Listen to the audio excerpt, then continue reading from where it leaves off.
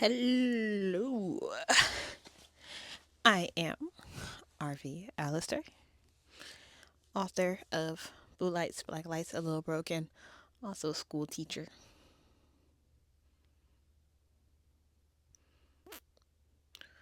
Also a Black American. Happy Juneteenth, y'all.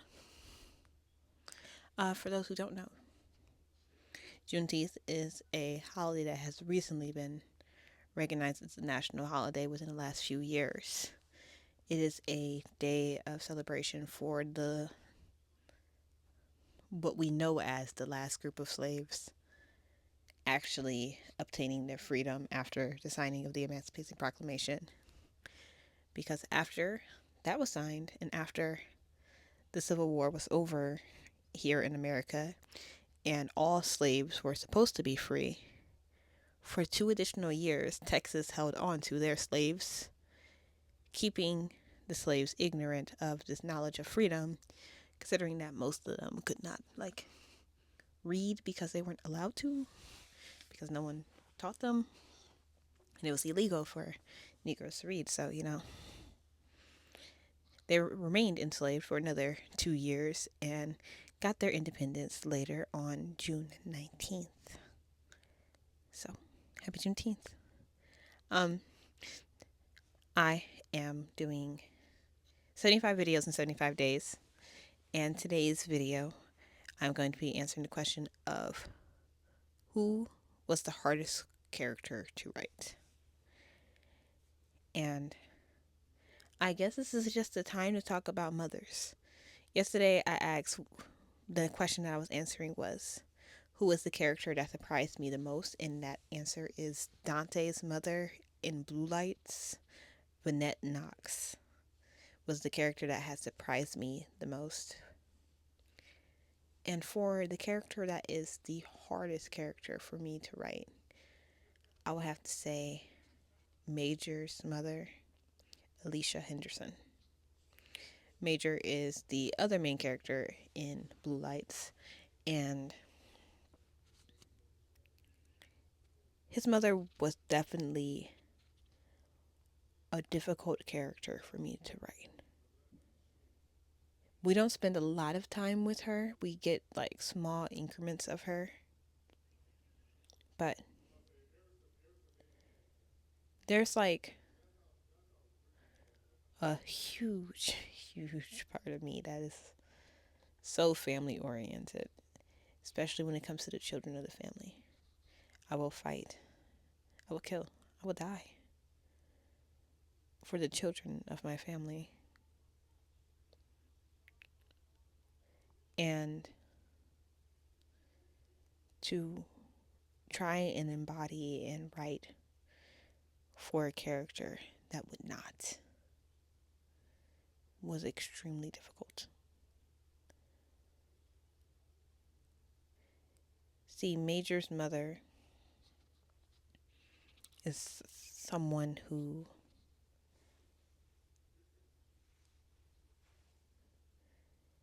has only ever lived under the instruction of someone else, and someone else being a male. Whenever there's not a male presence, there's kind of this wavering that happens with her. Like she doesn't know who she is herself because her plan has always been to rely on someone else and to do whatever it takes to keep them in her life. So when it came to Blue Lights, when it came to keeping her husband, Reginald Henderson, happy, that included allowing herself to be abused and allowing her child to be abused. And that is not something that I could ever imagine for myself. She can openly say that she hates her own kid, that she wishes that he was never born. And I know I've witnessed people experience these kind of things with their own parents, so I know that this is real. But it's just something that's so far away from me personally that she is a character that is very difficult to write for. I was taught to have self worth, self confidence, to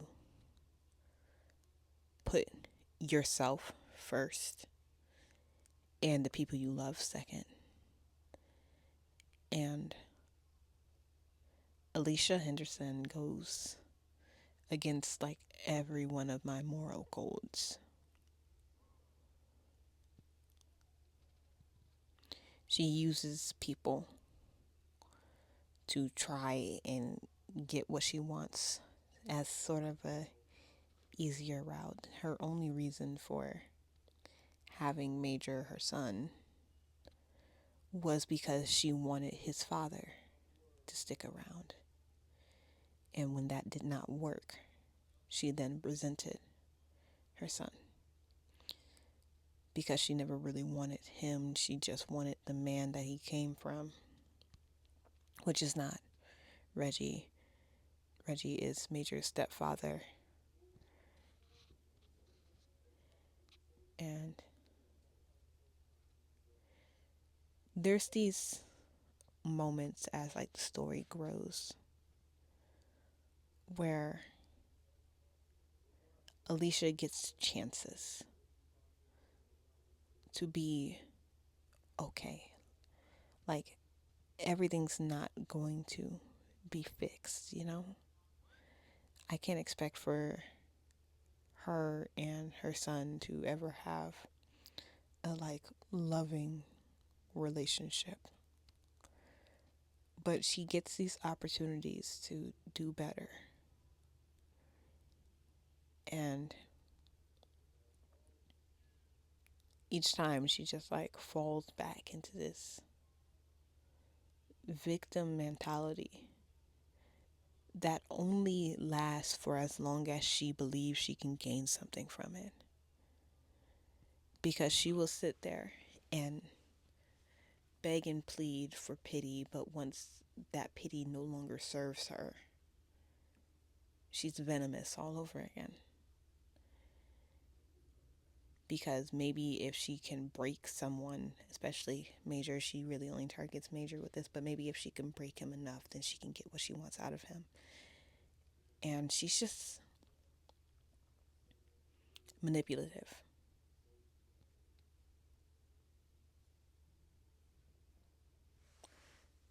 There was never a point in time when she couldn't have stopped what was happening. But she chose not to. In the first book, before you even meet her, she's described as being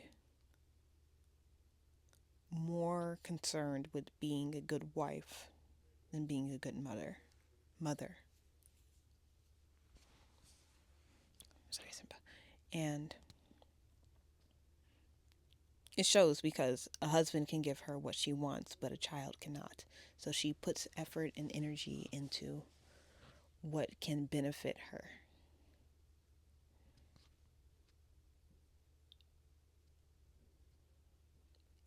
And like I said, that's just like so far away from like me, my own mentalities and things that I would do, that her character was someone that I found a lot of difficulty writing and getting into the psyche of.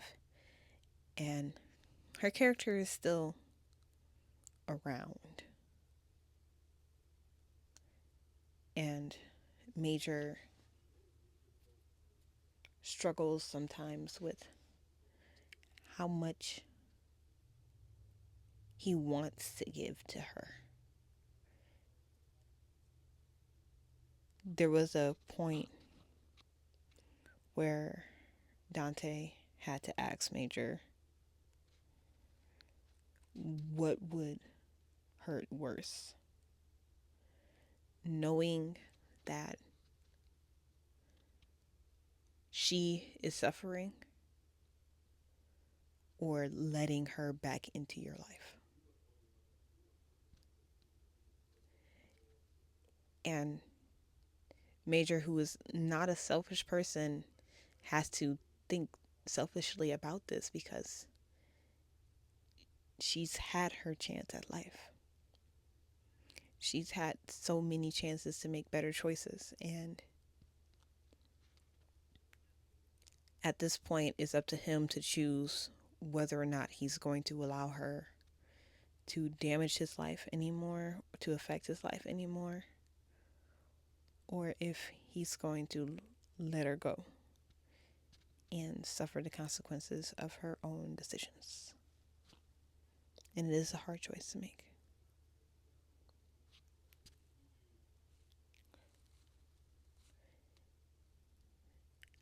And that is my hardest character to write. Even when she's not there in person, I find it important to include her in the story because growing up with a person like that, with an experience like that, it's never truly gone, you know?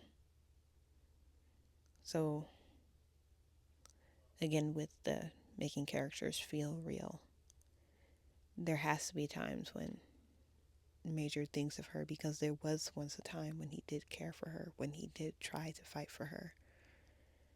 So there has to be times when Major does think of her. There has to be times when he wonders how she's doing.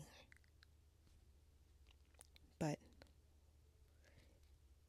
although it may sometimes bring him sorrows or distress, he's choosing himself. And yes, she will call him selfish for it. She will make him feel bad for it. But this is a woman who chose herself and her priorities every time over her son. So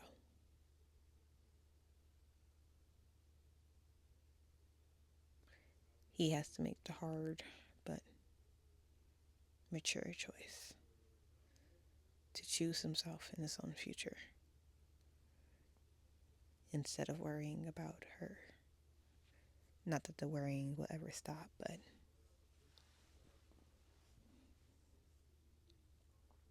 he has his own life to live.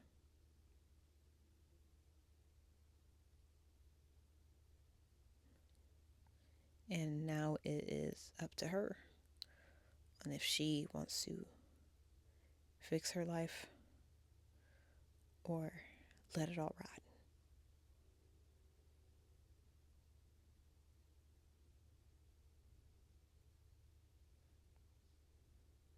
Yeah. Um, Sorry for getting dark or whatever. But this is why the story is told from Dante's point of view, so you don't have to see all these dark parts. But yeah, that was the hardest character there was to write. I will catch you tomorrow. This is the Inner Monologue. Like, comment, subscribe, all that YouTube stuff. Tomorrow we'll be talking about, probably talking in this somber tone again, about what chapter hurt the most to write. So, I am RV Alistair. I am signing off. Have a lovely evening.